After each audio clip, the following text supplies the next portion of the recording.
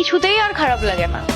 আমি এটা জানি যেটা আমার ভাগ্যে আছে সেটা আমার কাছে আসবে, আর যেটা আমার পাওয়ার নেই আমি হাজার চেষ্টা করে কারণ নামে খারাপ কথা বলে কাউকে সরিয়েও সেটা পারবো না। खुशनुमा सा दिल है मेरा, बेतहाशा लम्हों का घेरा, दिल इबादत से